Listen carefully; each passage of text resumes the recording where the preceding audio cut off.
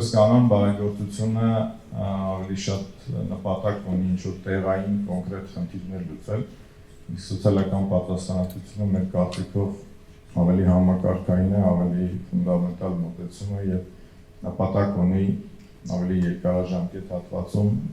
ավելի գլոբալ խնդիր լուծել մարդկանց կյանքի որակի բարելավման, միջավայրի փոփոխության, այստեղ ամենակարևոր բառը երևի դա պատասխանատվություն բառն է։ Այո, շատ կարևոր է լինել պատասխանատու նաև ընկերություն, ոչ միայն հաջող բիզնես իրականացնել, այլ նաև պատասխանատու լինել այն միջավայրի, այն հասարակության նկատմամբ, որտեղ դու բիզնես ես իրականացնում։ Այս տարի 6 տարին է լրանում, Միգրանուժ նախաձեռնության, կարծում եմ ինքնից դասական CSR-ի օրինակ է եւ այդ կարծիքով ամենահաջողված եւ պահանջված միգուցե ծրագրերից մեկն է, որը այդ կարծիքով իրոք այս ոլորտում որոշակիորեն մշակույթ է նաեւ փոխել։ Ցանկացած մեր արտաքին իրականացված գործարքի դիմաց բանկը իր դրամ 1 դրամ է հատկացնում։ Այս ընթացքում 300 միլիոն դրամից ավել գումար է հատկացվել ID բանկի եւ իդրամ ընկերությունների կողմից։ Կորպորատիվ պատասխանատվության դեպքում բիզնեսը այնպիսի խնդիրներ է իր առաջ դնում, որոնք կապ ունեն եւ իր բիզնես գործունեության եւ հասարակության հետ։ Ցանկացած դասական ներդրում դիտարկելիս ամենակարևոր հարցը դրա ֆինանսական վերադարձն է, ինչքան գումար է ինձ պահանջվում, ինչքան գումար եմ ես ստանալու, ինչքան ժամանակ հետո։ Եվ բնականաբար ինչ ռիսկեր կան, որ պետք է հաշվի առնել։ Երբ որ խոսում ենք հանրօգուտ ներդրումների մասին կամ սոցիալական ազդեցության ներդրումների մասին, ֆինանսական վերադարձը միայն գործոններից մեկն է, շատ կարևոր է հասկանալ եւ հաշվարկել սոցիալական եւ կամ բնապահպանական ազդեցությունը, որը տեղի կունենա այդ ներդրման արդյունքում։ Շատ հաճախ մենք խոսում ենք այսպես կոչված սոցիալական ձեռնարկությունների մասին, որոնք բիզնեսներ են, որոնք ստեղծվել են հենց սոցիալական կամ բնապահպանական խնդիր լուծելու նպատակով։ Խոսեի փոքր օրինակ բերել սոցիալական բիզնեսի։ Գերամազարդ սոցիալական ձեռնարկությունը ստեղծվեց 2020 թվականի պատերազմից հետո եւ գլխավոր նպատակը աջակցելն է Արցախից տեղահանված մեր հայրենակիցներին եւ այն երեխաներին, որոնք տարբեր դժվարություններով անցնելով բնականաբար տարբեր աստիճանի տրավմաների մեջով են անցել։ Ինչպես է աշխատում Ունենք Արցախից գրնի տեղահանված արվեստագետներ, ովքեր հիանալի բաներ են սարքում կերամիկայից։ Իրենք աշխատում են եւ արտադրում են կերամիկայից իրեր, որոնք վաճառքի են դրվում, ինչպես սովորական բիզնես։ Միևնույն ժամանակ կերամազարդը արտ-թերապիայի միջոցով աշխատում է երեխաների հետ, ովքեր տարբեր տրավմաների միջոցով են անցել, եւ Արցախից տեղահանված երեխաները այս օգնությունը ստանում են անվճար, այսինքն բիզնեսի եկամուտի հաշվին, կան նաև այլ երեխաներ, ովքեր վճարվի հիմունքի վրա են ընդունում։ Այսինքն ինքը մի կողմից բիզնես է, որը ունի իր ծառայությունները եւ իր արտադրանքը, մյուս կողմից ստեղծվել է սոցիալական ինչ-որ նպատակ իրականացնելու համար։ Մեր ծրագրերը շատ երկարաժամկետ են, իսկ CSR բիզնես ոլորտը շատ անգամ ուզում է տեսնել ինչ-որ կարճաժամկետ պրոյեկտ, որի միջոցով իրանք կարող են լավ PR ունենալ եւ այլն, ու երբ որ մենք խոսում ենք մեր ծրագրերի մասին, իրանք տասնյակ տարիների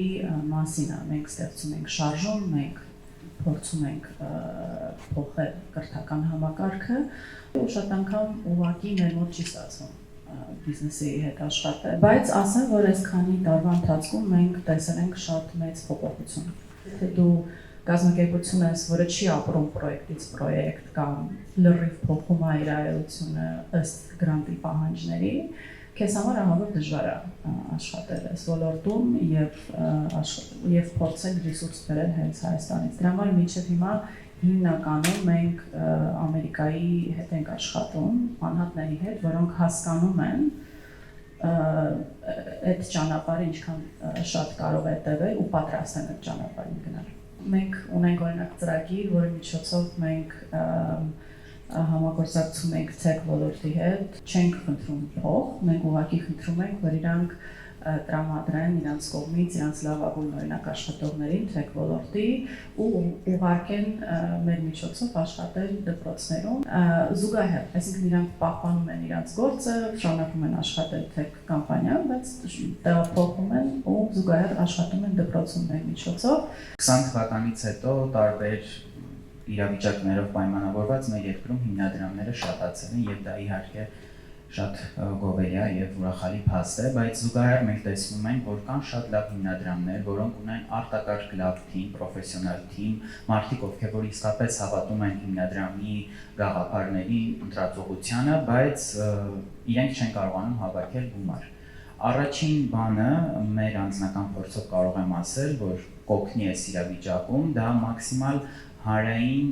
ներկայացնել գործունեությունը եւ ամենակարևորը մաքսիմալ գրագետ ու գեղեցիկ ձևով փաթեթավորել են աշխատանքը, որը որ իրականացվում է, որովհետեւ երբ որ ցանկացած ընկերություն ստանում է որևէ տեսակ մեյլ, որևէ հիմնադրամից, առաջին բանը, որը որ բիզնեսը փորձում է իմանալ, բացի հաշվետվություններից եւ այլն, հասկանալ թե ընկերությունը ում հետ կապ ունի եւ առհասարակ ինչ հանրային ազդեցություն ունի,